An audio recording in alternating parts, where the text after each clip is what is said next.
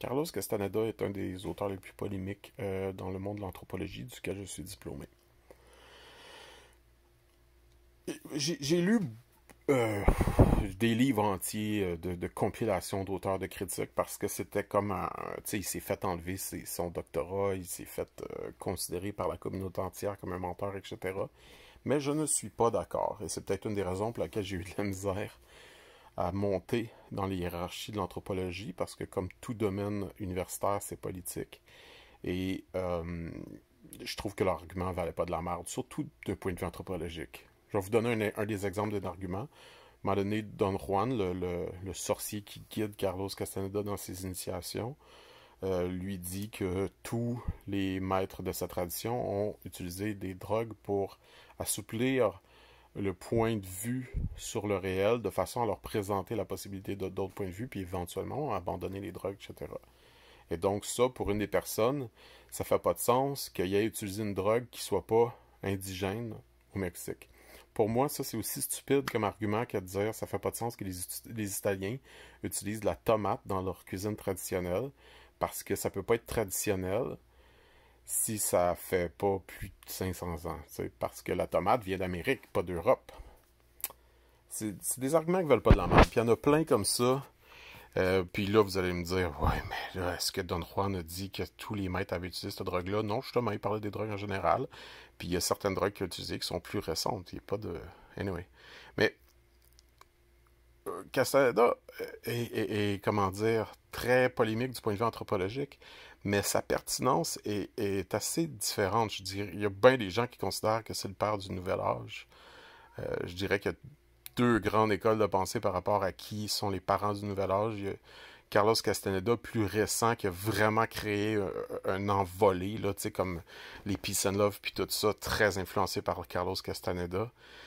Euh, et t'as peut-être la branche plus théosophique qui va parler de Blavatsky, une russe, une femme qui a vécu, surtout écrit à Londres, mais d'origine russe, et qui a peut-être été la mère du nouvel âge, dans le sens où ça a été la première, d'un point de vue très théorique, qui a vraiment fait un pont solide entre non seulement les religions du monde, mais la science. Donc son approche était très... ils disent théosophique, c'est-à-dire comme un savoir, euh, une sagesse de Dieu d'un point de vue de la connaissance générale, autant religieuse que scientifique. Bref, le nouvel âge a bien de la confusion, mais voilà, embarquons dans le sujet. Donc, qu'est-ce qu'on peut dire sur Carlos Castaneda? Ben, concrètement, il y a différentes choses qui sont importantes dans lui. J'ai déjà fait il y a longtemps une vidéo dans une autre chaîne où je parlais des quatre alliés naturels de l'humanité. Euh, comment les présenter? Bon, je peux les présenter vite vite. C'est la peur, la clarté, la vision et la mort, la vieillesse. Donc, c'est autrement dit, les quatre choses peuvent tuer un humain. Quand par la vieillesse, il entend en fait toutes les conditions naturelles qui peuvent amener la mort d'un individu, mais que l'individu peut mourir de d'autres façons. Puis ce sont comme un peu des grandes étapes d'illusion. La peur peut carrément paralyser quelqu'un et il faut la rendre alliée dans leur tradition. Évidemment, quand on parle de Carlos Castaneda, puis on ignore le côté polémique anthropologique, on parle vraiment de sagesse ancestrale autochtone. Essentiellement, ce que l'enseignant, l'informateur, on pourrait dire d'un point de vue anthropologique, de Castaneda, qu'on appelle ici Don Juan, qui est un nom volontairement générique, qui est un peu comme John Smith ou je sais pas moi, Stéphane Tremblay, comme un nom qui serait tellement populaire qu'on peut pas l'identifier, puis c'est fait exprès parce qu'il voulait pas que des ruées de New Age hippie des États-Unis partent à la recherche de lui au travers du Mexique. Mais comme elle présente, c'est comme un enseignement qui viendrait des Toltecs. En fait, sa tradition serait aussi lointaine que les Toltecs. Les Toltecs, c'est qui? Voilés comme les pré-mayas, voilés un peu comme, je parlais des Italiens tantôt, voilés comme les Romains. Donc les Toltecs, c'est une vieille civilisation euh, qui avait principalement deux types de glorification individuelle, si on veut le dire comme ça. Le guerrier ou le traqueur, ou la personne qui est extrêmement impeccable dans ses agissements, et le rêveur, la personne qui est extrêmement souple et qui est capable d'aller visiter d'autres mondes, aussi connu sous le Nagual, la personne qui peut changer de forme, qui peut même devenir un corbeau, un animal totémique dans la spiritualité autochtone. Donc la peur doit devenir un allié dans un sens très fondamental, c'est-à-dire que tu ne peux pas éviter la peur dans la nature, tu vas faire face au danger. Tu sais, si tu vis dans un monde autre que purement aseptisé, tu vas faire face à des dangers naturels à tous les coins de chemin de nature, de forêt. Tu sais. Donc ça doit devenir une forme de savoir pour toi. Ça ne doit pas être quelque chose contre lequel tu t'opposes, ça doit être quelque chose qui s'intègre en toi et qui devient ton allié et non pas ton ennemi.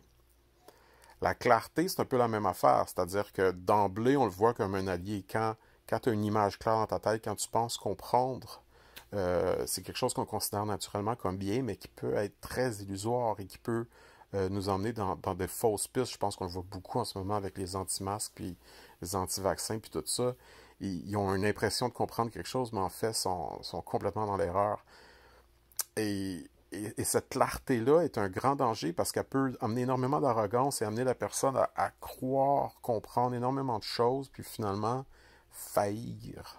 F-A-I-L-I-R, faillir dans le sens échouer. Échouer à la tâche de compréhension du monde pour de vrai. Donc, c'est un obstacle, la clarté, dans le sens où quand la clarté vient, il ne faut pas s'en méfier, il ne faut pas la douter, mais il faut comprendre qu'il y en a d'autres qui vont venir, puis qu'il ne faut pas s'arrêter à la première révélation, puis se permettre même de renverser les révélations et de voir de plus en plus. Et ultimement, on pourrait dire dans l'enseignement de Castaneda, comme par exemple dans son deuxième livre, Voir, on pourrait dire que ça devient quelque chose de non intellectuel. Donc, autrement dit, la connaissance transcende les mots. Le pouvoir, parce que c'est le troisième ennemi naturel, j'ai commencé avec le dernier, donc ça va être le dernier, celui-ci, que je vais présenter. C'est un peu la même affaire que la clarté, dans le sens où c'est quelque chose, encore une fois, qu'on considère comme naturellement très bon, très fort, on se sent puissant, mais là, on peut devenir d'autant plus arrogant, même méchant, on peut devenir meurtrier. Le pouvoir, quand on devient... C'est un peu l'ultime, dans le fond, quand tu évolues spirituellement, à un moment donné, tu sais, comme, je sais pas comment dire, tu affrontes tes émotions, tu affrontes la connaissance, mais à un moment donné, tu es dans la volonté pure, tu commences à découvrir des choses extrêmement puissantes. Et là, tu peux devenir un surhomme, si on pourrait réutiliser les termes de Nietzsche, et vraiment prendre une place dans la société. Et il ne faut pas que tu en abuses, parce que ça va devenir une prison pour toi. Donc, ce ne sera pas quelque chose qui va te libérer, ça va être quelque chose qui va te garder dans la prison, et donc ça devient un ennemi, les 4 ennemis naturels de l'humanité, comme je disais. Mais bon, voilà, chez Castaneda, il y a énormément de concepts qui sont intéressants, je pourrais en parler comme un peu trop longtemps, mais je voulais peut-être un peu présenter des idées de base. Ironiquement, j'ai fini par faire une vidéo qui ressemble beaucoup à celle que j'ai déjà faite, mais bon, peu importe. Et voilà. Castaneda est des auteurs les plus importants pour moi. Je vous recommande énormément de le lire. Personnellement, je vous recommande de commencer par le début parce que, tu sais, comme, au moins les 4 premiers livres sont vraiment importants. Tu sais, je vais conclure avec une petite réflexion sur le 3e livre parce que j'ai parlé un peu au niveau anthropologique du 1er livre.